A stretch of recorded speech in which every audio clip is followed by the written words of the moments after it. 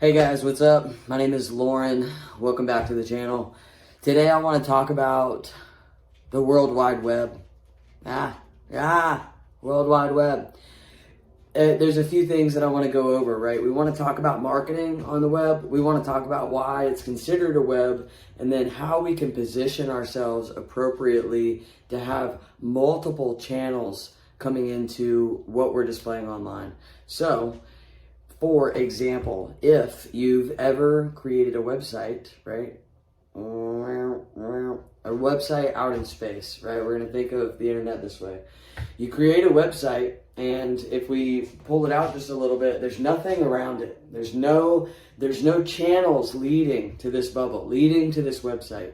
And so we have to start thinking about what are the channels that are going to bring viewers, consumers, or clients into this beautiful website that you paid $1,500 for, or whatever, or that you did yourself on WordPress, which is awesome. Congratulations, that's amazing. A lot of people think that this is the huge step moving forward, much like a YouTube video. They think, oh, I put all this content out online, and now, overnight success should come to me. That's not the truth. The truth isn't just because you have a product that you can sell and just because you put it online doesn't mean that there's going to be traffic driven to you, even if there's a need. Even if your customers need you and are searching you out, they're still not going to be able to find you. We have to start building the channels, bing, bing, bing, bing, all the way around whatever we're producing online. And so there's going to be a few different ways that we can produce this funnel. When I start talking about these, we'll go into depth, but I want it to be very clear why we're having to hit it from multiple angles. And not only are we going to talk about the angles that we have to hit it with in order to bring in channels of consumers, of clients, of people that you want to influence, we're also going to talk about the areas that I see business owners struggle with the most. And we'll dive into what that is. We'll dive into the scarcity mindset around it and why we have that scarcity mindset, and the best way to overcome it. So first off, thank you. Welcome. I'm just a financial and marketing strategist. I have built a couple of businesses, about 5 to be exact. They weren't all successes, and I call a lot of them intelligent fails.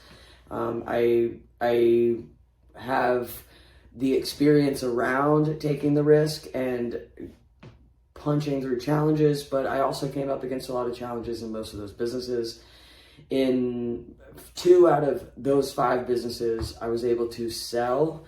It was acquired by another business. One was an e-commerce business that was acquired as an e-commerce brand into an already existing business.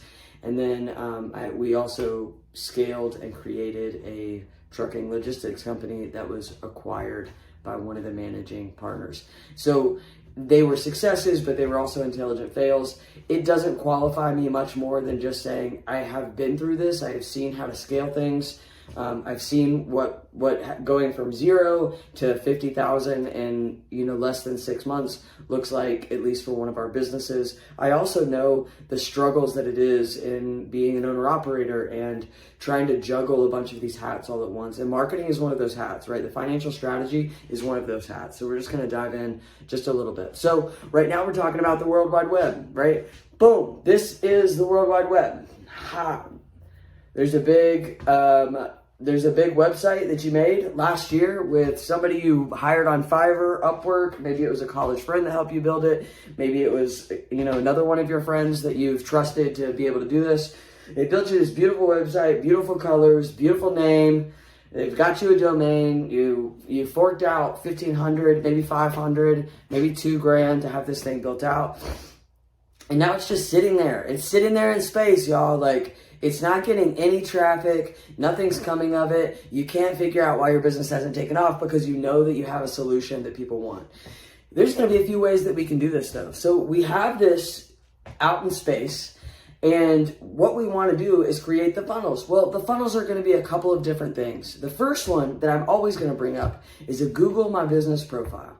This is the easiest thing to set up. If you have an LLC, maybe even if you don't, I'll have to check. But if you have an LLC, you are able at this point to plug in a Google My Business profile and begin building out the necessities of your business. If you're uncomfortable with that, there are people on Fiverr, there are people on Upwork. Hit me up, DM me, something. Like, this stuff is so easy, it can be done in an afternoon. Now, it does take a little while for them to review, and a lot of times they'll audit. So for me personally, one of my businesses was a residential and commercial cleaning company. I was able to throw that on a Google My Business profile. I also created a Google Local Services ad campaign or profile that fed from my Google Business profile. And it took me a long time to get authorized and verified, is how they describe it, because I do have an interesting background. You know, this was almost 20 years ago. I was in a lot of trouble, and I was a screwed up teenager, and I was making a lot of dumb decisions, and so I ended up getting felonies. And Google, which is awesome, wants to make sure that you've fully rehabilitated before you start putting services out into the community. This is a great thing. This is not a bad thing at all, but I will say it is definitely a hoop to jump through. But I recommend that if this is your story, reach out to me. We can go through what I have done to jump through hoops at every turn, whether that was an EMT license, whether that was a mortgage loan originator license. There are ways to jump through hoops. Now, there's some states that you're not going to be able to jump through those hoops in. That's okay. You might be able to find other ones. But as far as being an entrepreneur and you having a background, those things aren't always going to get in the way. And what's really cool about entrepreneurship and partnership is you're going to still be able to offer those services. Your past doesn't define you. Your past isn't who you are. Your past isn't who you're always going to be. But my recommendation is if you are changing your life, don't stop, okay? Don't stop. So you're having to jump through these hoops. Google My Business profile is going to require a lot of information from you as you verify it. Now, it's important to set it up correctly because it's going to take a lot of information. And remember, we have our website out in the middle of nowhere. It's going to take some of that information for the website, and it's going to start funneling some kind of traffic somewhere or from somewhere to your website. We want to make sure it's the right kind of traffic. Your Google My Business profile can attach itself to services that you provide. It can attach itself to a location where you provide services, which is going to be ding, ding, ding. That's our key sometimes. Now, if we're talking about e-commerce and we're talking about a certain type of consumer, we are then talking about certain keywords. And that is going to be another conversation and another lesson. We can begin on some of that, but hiring or reaching out to somebody that has the team behind them, hiring for these specifics, trying to get your name first on the Google list, like under searches that aren't sponsored, it's going to be really tough, and it can be really competitive depending on the industry that you're in. And so these are just going to be really quick ways that you can get around paying thousands of dollars every month to try to get your name first on the list of Google, right? Google My Business profile doesn't guarantee that. Google My Business profile just begins creating traffic coming into your website or wherever you're directing people. You might be directing people to your social media. That's great too. I still recommend, though, having multiple streams. So I recommend social media is up and popping. I recommend some form of, if you're YouTubing, if you're podcasting, if you're able to use your social media on a regular basis, we want to make sure that it's not just your personal. We want to throw it over to the brand as well, because a lot of people do a really good job posting on their personal brand or posting on their personal social media website, and then they forget about the brand that they're trying to build, and that's where we want traffic. Okay, so we have the website that we built out in the middle of nowhere. It hasn't seen anything. All of a sudden, you get a Google My Business profile that is linking up to it, and it is driving traffic. Awesome. Now we have one funnel. The next part is if Google Local Service Ads works for you in your business, right? That could be if you are providing a service and it is contingent upon the location that you're in. Like, I'm not going to go in my cleaning business. It was in Phoenix, Arizona. I'm not going to Miami, Florida to go do a cleaning job because that was not my clientele. So Google Local Services ads worked for me. Now, I know you hear ads a lot of times. When we think of advertisements, we're thinking of paying somebody. And I am going to talk about those things, but I don't want you to discount what just creating these things can do for you, because there may come a time, especially when we're talking about financial strategies, right? Whether it's a business credit card or what have you, where it's going to make sense that you begin paying for ads. And I'm not saying take it out of your pocket quite yet, but what I am saying is preparing you to do that. For me and mine, in our cleaning business, me and my wife sat down, had a couple conversations. Hey, what amount are we willing to lose to build this thing out? That was the first conversation. And that took a little while because I say a little while, but it took me a couple of days to try to figure out what is the number, how much is it going to take me to build a website? How much is it going to take me to maybe hire somebody to help me begin building these funnels? How much is it going to take me to buy the equipment that I need? How much is it going to take me to maybe start ads? And that conversation was evolving. It evolved over time. Okay, so we know we need to Google My Business Profile. We know that if we're providing a local service, then we need some kind of local service ads. If we're not providing a local service, and let's say we have an e-commerce brand, then we're still going to need some form of advertisement, whether it's pay-per-click on keywords or things like that. There's still going to be some form of it. I'm not going to go through that too much in this, but there's going to be pieces that I mention it. We did do e-commerce 2 different times. And one was a drop shipping model from Amazon. I didn't pay for any ads on that. We did make like $7 a day for like 300 days or something, but I had no idea what I was doing. I didn't know that ads were going to need to be one of the funnels that we talk about, right? Because we're talking about the World Wide Web, and we're talking about we are one part of this World Wide Web. And right now, currently, you and I, we've only built our Google My Business Profile. So guess what? We're not even a part of the web. We just have some barely leg hanging on to where crawlers or Google's crawlers or Bing crawlers can come find us. And really, they're busy. You know, they're only going to come find you if they can find links to it. Now, that's the next thing we're going to talk about. We're going to talk about search engine optimization. Search engine optimization is going to be another link in your web to you getting more attached to the World Wide Web. I recommend hiring somebody to do it. I also recommend, when we talk about social media, when we talk about maybe blog posting, maybe podcasts, or maybe YouTubes, let those things be direct links that come back into your website somehow. Whether it's automatically posting on a page for you, in Canva, which is a tool that I use to create a lot of creative content, it has a scheduling piece of its software. I am able to schedule out social media posts, YouTubes, weeks and weeks in advance. And this was extremely helpful for me in my business model because I knew that I needed the content going out for search engine optimization, but I also didn't want to do it every day. And so for me to be able to do it only on Mondays, and I only schedule 7 posts to go out, my whole week was done. And I think what I did actually was that first week, I scheduled 30 posts to go out. And so one post will go out every single day. It would somehow backlink back to my website. And by somehow, I mean, because it was my business social media that we were putting it out to, Facebook and Instagram, it automatically was circling back to my website. And that was because Facebook and Instagram would point people to book on my website. My website would point people to book on Facebook and Instagram. And so now you have 2 different places, right, that are pointing to our website or to our name or our Google My Business Profile, right? So now I have social media pointing to my website's pointing back to my social media, and Google My Business Profile over here is pointing to my website, and my website through Google Local Service Ads is pointing back out into the hemisphere. You can see we already have legs that are running around on the World Wide Web as we continue building this out. So a couple of different pieces of search engine optimization. For me personally, I did hire somebody that ran regular search engine optimization backlinks.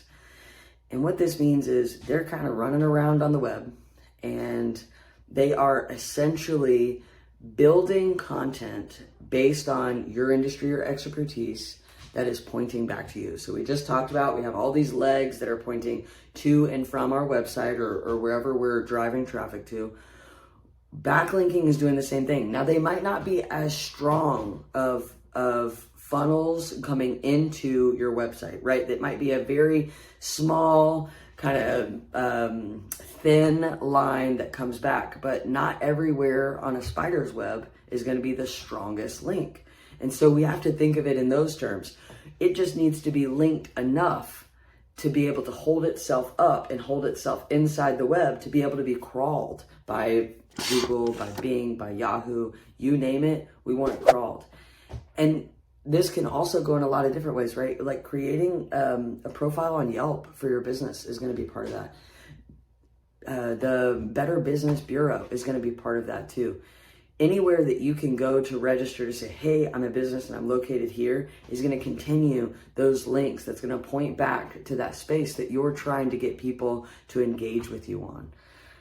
I hope this makes sense. I know that this can be a little bit overwhelming, especially when we're talking about the technical side of it. And so if you have questions, throw them down below. But more than that, reach out. This is stuff that I love. And a lot of this stuff takes less than an afternoon to get up and running. When we're talking about building a business, guys, up and running is going to be key, because the search engine optimization, remember, I had somebody every single week that was doing new backlinks.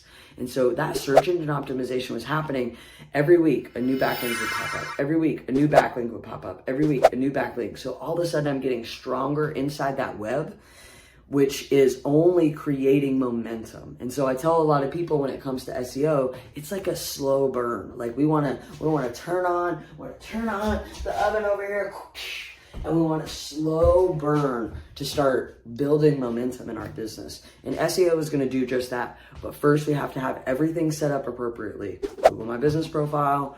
If you're doing local service ads, we need to have that set up appropriately, because we need it all pointing to the right space. Because if you're in Phoenix, Arizona, you're getting called about a cleaning from Miami, Florida, you're not pointing to the right spot. So we want to make sure that we're pointed to the right spot. And that's also going to come from our websites. Now, another recommendation that I have when it comes to websites is a lot of times we find things that are really easy to implement. It might be easy to, make a quick website for $500, or maybe just a cover, maybe just like a one pager. All of that's awesome, but Google really, really likes and sees more legitimacy when we have multiple pages for various parts of our business. So for example, I had a cleaning business. I had one page for the residential side. I had one page for the commercial side. I had one page that was strictly geared towards property managers. I also had one page that was strictly geared towards us being eco-friendly. I also had another page for booking that was totally separate. All of these just created more legitimacy within your web crawler, within Google, within Bing, within Yahoo. And I'm going to be honest, I might be messing up how this truly is termed as far as crawlers and things like that. This is just the way that I was able to understand it, to know that I needed a slow burn. Now we have the technical side of things, and you said that you were going to reach out to me if you had any issues on the technical side. This stuff is a lot easier than we think. Hiring for it is even easier.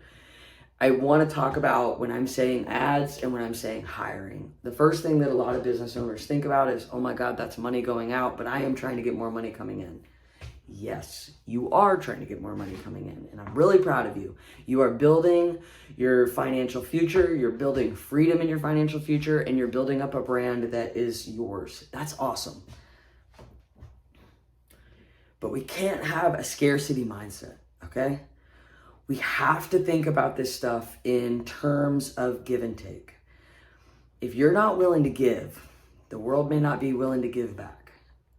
I have to work on the same frequency that I want to be at, even though I'm not there yet. And so if I want an agency, I need to be willing to spend the money to create an agency, okay? If you want to be an owner-operator for the rest of your life, go at it. I let a whole business go and just disseminate right in front of me because I did not want that model. I had built a business on an owner-operator situation. It was awesome. It made me a great load of money. I learned how to build business. I learned customer relationships. I learned negotiation tactics. I learned marketing strategies. I learned how to fund things. But I really struggled with the business ownership and management side of things. And so for me, that just wasn't the model that I wanted. If that's what you want, then you could turn this off right now. I have given you the tool that you need. If that's not what you want, and you are trying to build something a little bit more, take a step back, build a legacy, maybe you're trying to build a team, then we really need to talk about search engine optimization, hiring for some of these positions, and the best way to do it. For me personally, I did go on Upwork. Upwork was great. I was able to interview people. I interviewed, I want to say 5 people, and my question wasn't like, oh, how have you ever dealt with a bad situation? No, my question was, what would be your holistic, if you're thinking about the business as a whole, marketing strategy to attack and scale this business within 30, 60, 90 days? I gained valuable insight, not just from the interviews themselves, but of course, then I gained a valuable candidate who was able to implement a lot of those insights that I was able to pull from these professionals on Upwork. And don't mistake anything. These guys are professionals. Even though they might be in other countries, they might be taking lesser pay than maybe you. Their socioeconomic status looks a little bit different in that country. I want you to reimagine what we think hiring people looks like and start getting comfortable with spending money to make money. If my unit of cost, if I'm thinking about a cleaning, okay, I was able to make $150 every cleaning that I went on. I want to say when I first started, it was like $100. I was like, I'm willing to go clean somebody's house for $100. And then I would scale it based on the number of bedrooms or square footage. I based that on, we had a 1-bedroom, 1-bath. It was 800 square feet in Mesa, Arizona. I was like, I would do one like this for $100 easy all day. And that was on my website. And I did that. Once the scaling started going up, 1,200, if it's 1,200 square feet, it's $150 all day. If it's, 1,700 square feet, it's $200 all day. Anything past that was like $250, $300. A lot of these cleanings I was able to get done within, 3 hours or so. And a lot of times I was able to retain the client. So unless it was a move in, move out, I did a really good job of client retention, right? So when someone would call me, I had a 70% rate that I was going to turn that person into at least a one-time client. And as far as client retention went, it was like a 50% retention rate. So every 10 people that I went to clean, 5 of them wanted me to return on a regular basis. That's a great turnover. That's a great retention rate.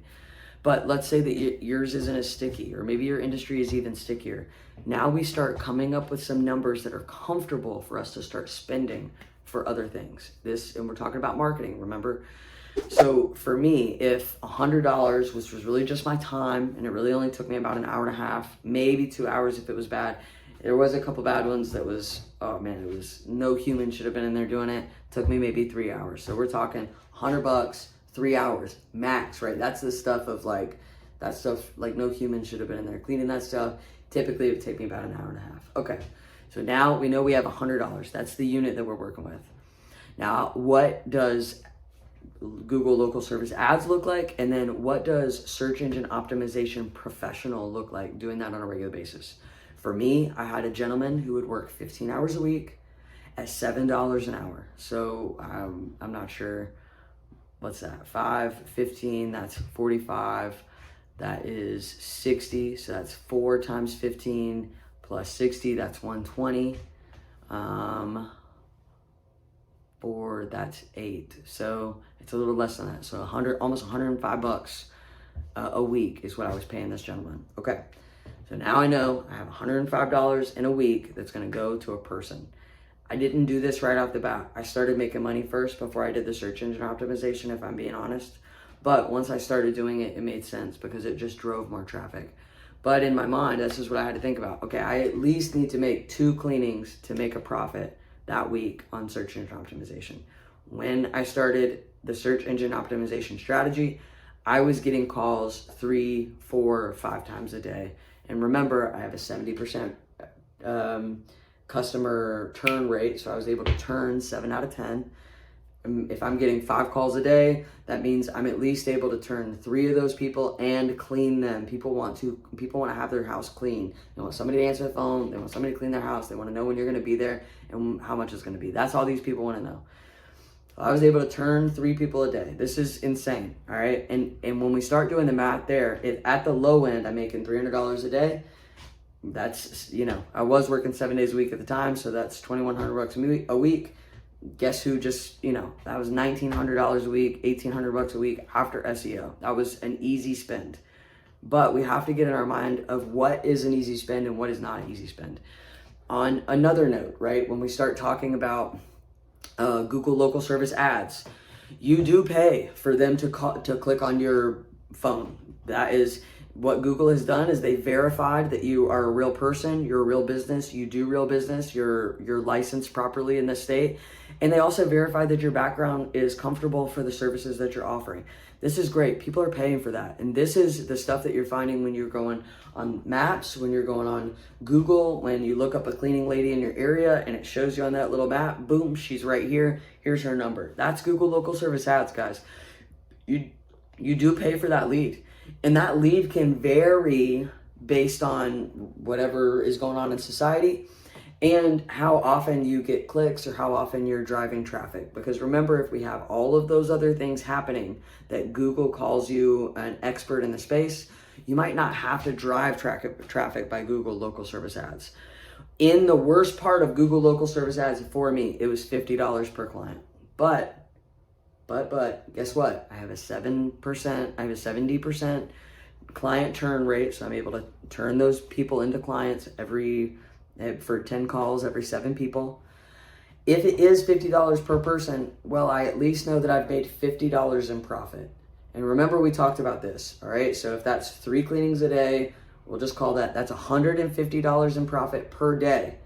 On the low end, that's $700. Then you add another, $350. That's $1,000 that's $1,050 per week. This is after ads per week. And then now we're gonna minus the $100 for Muhammad, who was doing my SEO. So I was making $900 a week by myself as an owner operator after all expenses were paid. This stuff makes sense, but you have to get out of scarcity mindset. You have to be willing to spend the money.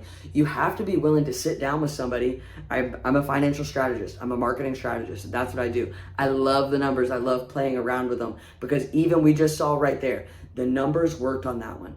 It's a no-brainer. It's a no-brainer. And once I started bringing in a team or 2 teams, the numbers got even better, right? Because then I have people who are already on. And you have to remember, I still had clients that I was cleaning that weren't calling me brand new. I still had all the retained clients, the 50% retained clients from the week before, and the week before, and the week before. That stuff just adds up. That's just on new clients alone. Guys, this stuff makes sense. That was just cleaning. There's other ways to do it for other businesses. If you have any questions or you want to reach out, you want to talk a little bit one-on-one to see maybe how you can start or implement something further or begin to build out your presence on the web, let me know. I'll see you later. Thank you so much for joining Build Something Real. Make sure to like and subscribe. Let me know what else you guys want to see. Talk to you soon.